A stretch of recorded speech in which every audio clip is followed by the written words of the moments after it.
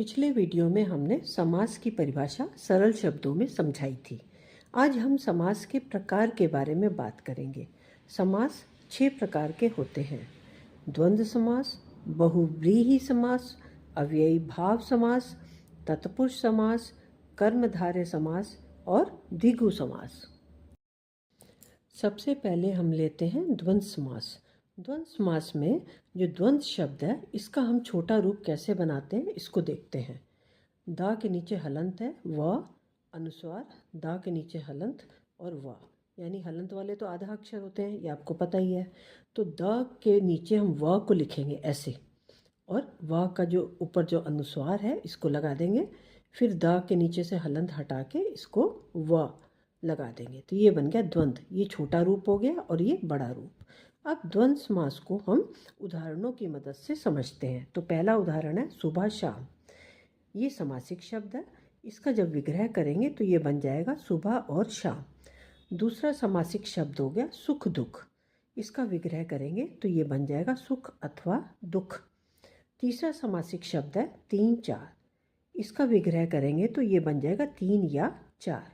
अब हम द्वंद्व समास की पहचान देखते हैं। सबसे पहले इसमें दो शब्द आए हैं, ये दोनों एक ही लेवल के हैं यानी समान स्तर के हैं, और इन दोनों के बीच में एक चिन्ह होता है जिसको हम योजक चिन्ह कहते हैं। ये देखिए तीनों में है, सुबह शाम में भी है, सुख दुख में भी है और तीन चार में भी है।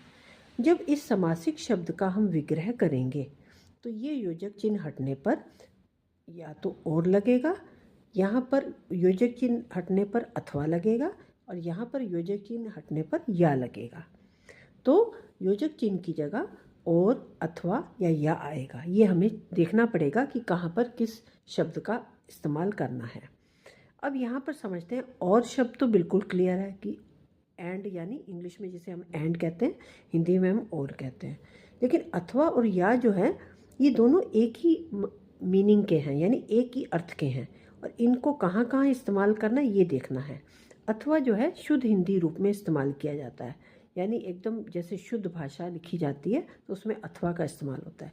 लेकिन बोलचाल की भाषा में हम या का इस्तेमाल करते हैं। एक तरह से हम कह सकते हैं कि या जो है छोटा रूप है और अथवा शुद्ध हिंदी में इस्तेमाल किया जाता है। अब इसके बाद हम अन्य उदाहरण भी देख लेते हैं जो कि द्वंद्व समास के हैं। राजा रानी, भाई बहन, अपना पराया, दो चार। तो राजा रानी को हम विग्रह करेंगे तो राजा और रानी बन जाएगा। भाई बहन का विग्रह क्या होगा? भाई और बहन। अपना पराया का विग्रह क्या होगा? अपना और पराया। दो चार का विग्रह क्या होगा? दो या चार। अब हम लेते हैं बहुव्रीहि समास। बहुव्रीहि समास को हम उदाहरण की मदद से समझते हैं। लंबोदर, ये समासिक शब्द है, इसके हम टुकड़े करते हैं। लंबा प्लस उदर। लंबा उदर है जिसका, उदर यानी पेट, लंबा उदर है जिसका उसे लंबोदर कहते हैं। अब इस शब्द से हमें पता लगता है कि ये गणेश जी के बारे में बता रहा है। अब इस उदाहरण की मदद से हम परिभाषा को भी समझते हैं। जब दो शब्द मिलकर, दो शब्द कौन से हो गए? लंबा प्लस उदर, एक नया शब्द बनाते हैं। शब्द क्या बनाया? लंबोदर। और वह शब्द किसी और के बारे में बता रहा है, यानी ये शब्द किसके बारे में बता रहा है? गणेश जी के बारे में। या उस शब्द से किसी और व्यक्ति या चीज के बारे में पता चलता है, यानी इस शब्द से हमें किसके बारे में पता लग रहा है? गणेश जी के बारे में। तो उस शब्द में बहुव्रीहि समास होता है, यानी लंबोदर में बहुव्रीहि समास है।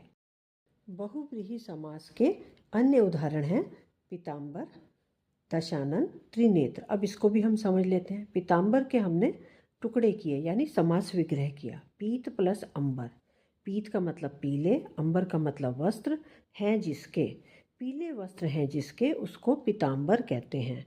तो ये जो शब्द है पीताम्बर, ये पीत प्लस अंबर से बना है। तो ये शब्द जो है किसके बारे में बात कर रहा है? श्री कृष्ण के बारे में। यानी यहाँ पर दो शब्द थे, इससे नया शब्द बना, और नया शब्द किसी और के बारे में बात कर रहा है। उसी तरीके से दशानन लिया, ये समासिक शब्द हुआ, इसका समास विग्रह किया। दश प्लस आनन, दश का मतलब 10, आनन, आनन का मतलब मुख होता है, लेकिन यहाँ पर हम आनन ही लिखते हैं। दश आनन है जिसके, उसको दशानन कहते हैं। यानी 10 प्लस आनंद, ये 2 शब्द हो गए। इन दोनों से मिलकर एक नया शब्द बना और ये शब्द हमें किसके बारे में बता रहा है? रावण के बारे में। उसी तरीके से हमने लिया त्रिनेत्र, त्रि प्लस नेत्र। त्रि का मतलब 3, नेत्र जिसे हम आंखें भी कहते हैं, यहाँ पर हम नेत्र लिख रहे हैं। 3 नेत्र हैं जिसके, उसको कहते हैं त्रिनेत्र। यानी त्रि प्लस नेत्र ने मिलकर बनाया त्रिनेत्र और ये नया शब्द हो गया। और नया शब्द किसके बारे में बात कर रहा है? शिव के बारे में। आज हमने द्वंद्व समास और बहुव्रीहि समास के बारे में जाना। आशा करती हूँ आपको समझ में आ गया होगा। अगले नए वीडियो में नई जानकारी के साथ फिर मिलेंगे। धन्यवाद।